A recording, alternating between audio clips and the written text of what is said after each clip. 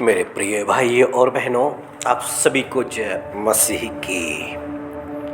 आज हम थोड़ा सा और आगे बढ़ेंगे मत्ती के सुसमाचार में पहली अध्याय और उसकी 22-23 में। और यहाँ पर ऐसा लिखा हुआ है, यह सब इसलिए हुआ कि जो वचन प्रभु ने भविष्यद्वक्ता के द्वारा कहा था वह पूरा हो। देखो, एक कुमारी गर्भवती होगी और एक पुत्र जनेगी और उसका नाम इम्मानुएल रखा जाएगा, जिसका अर्थ है परमेश्वर हमारे साथ।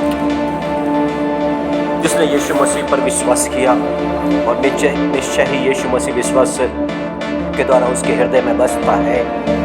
परंतु यीशु मसीह की लगातार एक व्यक्ति के हृदय में मौजूदगी, उसकी प्रेजेंस, ये एक आज्ञाकारिता के जीवन के द्वारा है। और यीशु मसीह ने कहा, जिसके पास मेरा वचन है और जो उसको मानता है वही मुझसे प्रेम रखता है और मैं अपने आप को उस पर प्रकट करूंगा। और फिर ये भी कहा यीशु मसीह ने कि मैं और पिता आकर के उसमें रहेंगे। मतलब यीशु मसीह के साथ में बने रहने के लिए कंडीशन है, और वह है यीशु मसीह की अधीनता का जीवन, यीशु मसीह की आज्ञाकारिता का जीवन। और निश्चय ही यहाँ पर यूसुफ के ऊपर में परमेश्वर अपनी इच्छाओं को, अपनी योजनाओं को, अपनी प्लानिंग को प्रकट कर रहा है। परंतु जैसा नबी से इस वचन को भी स्वर्गदूत ने प्रकट किया है और ये प्रकट किया कि देखो, एक कुमारी गर्भवती होगी, वह पुत्र जनेगी और उसका नाम इम्मानुएल रखा जाएगा, जिसका अर्थ है परमेश्वर हमारे साथ। यदि मेरे प्रिय भाइयों बहनों, आप प्रभु यीशु मसीह में और यीशु मसीह आप में बने रहें, ऐसा आप चाहते हैं, तो आज सुनिए और समझिए। यदि यीशु मसीह आप में बने हुए हैं, यीशु मसीह आपके साथ में है, आप एक अच्छा आज्ञाकारिता का जीवन प्रभु यीशु मसीह के वचन को गंभीरता से सुनते हुए, सीखते हुए, समझते हुए उस पर आप चल रहे हैं, तो निश्चय ही प्रभु यीशु मसीह की मौजूदगी आपके साथ में है। और जब प्रभु यीशु मसीह आप में है तो आप एक सफल इंसान है। और यदि यीशु मसीह आप में मौजूद नहीं तो आप असफल होते जाएंगे, निराश होते जाएंगे, फ्रस्ट्रेट होते जाएंगे। मेरे प्रिय भाइयों और बहनों, आज जब इस वचन को सुन और सीख और समझ रहे हैं, तो इस बात को जान लीजिएगा कि यदि यीशु मसीह आपके साथ संसार के अंत तक सदा साथ में रहने का वायदा करता है, तो उस यीशु मसीह को अपने में बना के रखने की ड्यूटी, रिस्पॉन्सिबिलिटी आपकी है। आपको वचन पर बने रहना है कि यीशु मसीह भी आप में बना रहे। और जब यीशु मसीह आप में बना रहेगा तो आप हर एक बातों में सफल होते चले जाएंगे। क्योंकि दूसरा कुरिन्थियों 2:14 में ऐसा ही लिखा हुआ है मेरे प्रियो, कि परमेश्वर पिता जो है ना, हमको मसीह यीशु में जय के उत्सव में लिए फिरता है। प्रभु यीशु मसीह में, प्रभु यीशु मसीह के बिना जय नहीं है। प्रभु यीशु मसीह में आपको जय मिल सकती है। और प्रभु यीशु मसीह में आप जब रहेंगे, या यीशु मसीह आप में जब रहेगा, जब आप प्रभु यीशु मसीह के वचन का पालन करेंगे, उसकी अधीनता का जीवन जिएंगे, उसके आज्ञाकारिता के जीवन में आप आगे बढ़ेंगे। और तभी जैसा कि यशायाह नबी उसकी 8वीं अध्याय और 9 और 10 में लिखा है, हे लोगों, हल्ला करो तो करो, परंतु तुम्हारा सत्यानाश हो जाएगा। हे पृथ्वी के दूर दूर के देश के सब लोगों, कान लगाकर सुनो, अपनी अपनी कमर कसो तो कसो, परंतु तुम्हारे टुकड़े टुकड़े किए जाएंगे। अपनी कमर कसो तो कसो, परंतु तुम्हारा सत्यानाश हो जाएगा। तुम युक्ति करो तो करो, परंतु वह निष्फल हो जाएगी।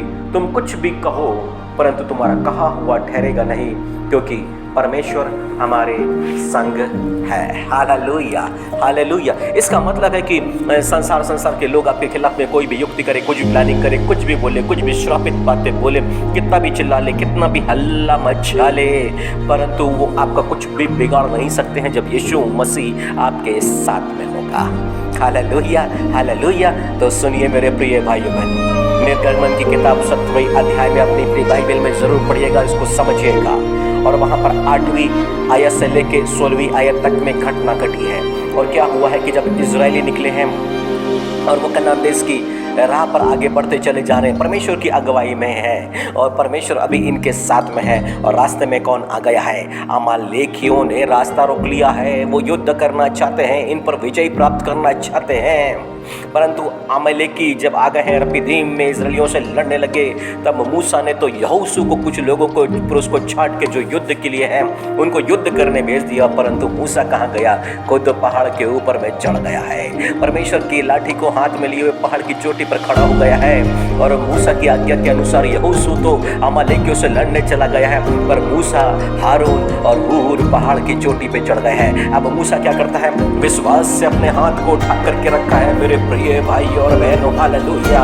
और इस बात को आप समझ लीजिएगा, जब आप यीशु मसीह के दीनता का जीवन जीते हैं, आज्ञाकारिता का जीवन जीते हैं, हालेलुया, तो वास्तव में आप एक विश्वासी का जीवन जीते हैं। आप यीशु मसीह पर भरोसा रखते हैं, आप यीशु मसीह पर विश्वास रखते हैं। और इसलिए यहाँ पर मूसा भी एक ऐसा ही जीवन को जी रहा है। वो विनम्र व्यक्ति है, वो परमेश्वर की आज्ञाकारिता का जीवन जी रहा है। यहोशू है, वो भी विश्वासी है। क्यों विश्वासी है? क्योंकि जो परमेश्वर बोलता है उस पर वो विश्वास करता है, यानी कि आज्ञाकारिता का जीवन वो जी रहा है। अब यहोशू तो युद्ध के मैदान में है, पर मूसा पहाड़ की चोटी पर है और क्या करता है? अपने हाथों को उठा रहा है, पर ये हाथ ऊपर उठे हुए हैं। ये कैसे उठे हुए? इसके अंदर में विश्वास है ना, और इसलिए ये हाथ परमेश्वर की ओर उठे हुए हैं, हालेलुया।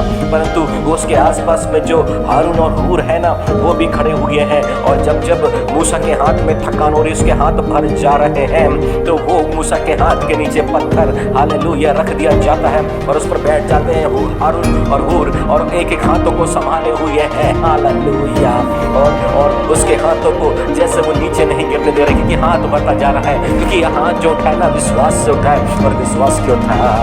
क्योंकि मूसा परमेश्वर के अधीनता का जीवन जीता है। मूसा परमेश्वर की आज्ञाकारिता में है। जो वचन उसे मिलता है ना, वो उसका पालन करता है, हालेलुया।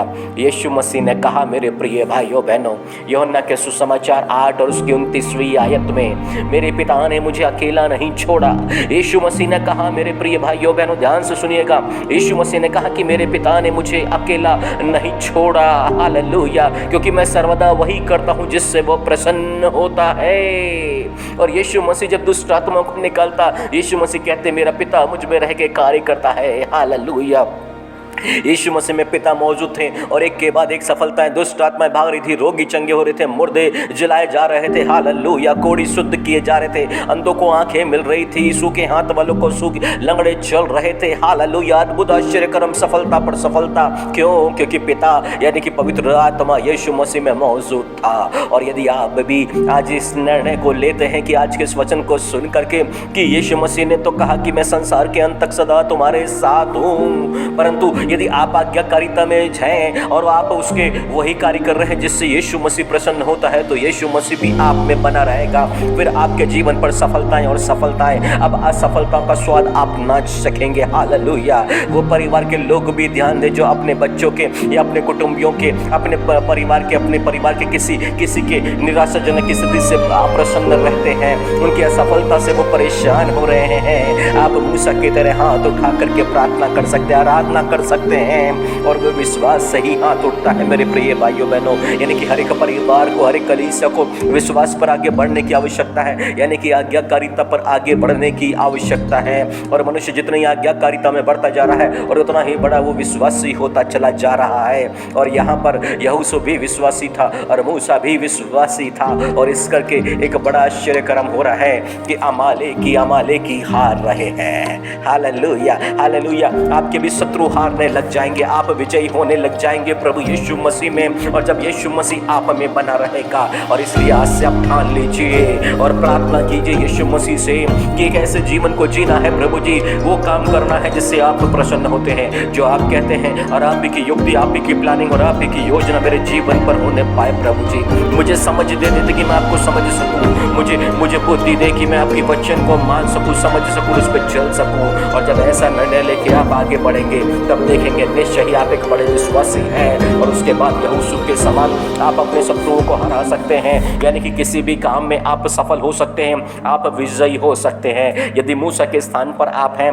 तो अपने हाथों को उठा करके प्रार्थना करेंगे, और आपके हाथ जब तक उठे रहेंगे तब तक विश्वास के द्वारा, हालेलुया, उस विजय को हासिल करते रहेंगे। आपके परिवार के लोग विजय को हासिल करते रहेंगे। अब जरूरत है आज्ञाकारिता में आगे बढ़ने की, वचन पर आगे बढ़ने की, ताकि एक बड़े विश्वासी यानी कि अब्राहम की संतान हो करके इस संसार के अंदर में अपने आप को, हालेलुया, हालेलुया प्रकट कर सके। मेरे प्रिय भाइयों और बहनों, आज के वचन को ध्यान से आपने सुना होगा, समझा होगा, और निश्चय ही जो इस विश्वास को आप प्राप्त करने जा रहे हैं आपके जीवन पर महान महान चमत्कारों को लेकर के आएगा। हालेलुया। मेरा पवित्र पिता परमेश्वर प्रभु यीशु मसीह नाज़री के नाम से आप सबों को आशीष प्रदान करे। आमीन आमीन।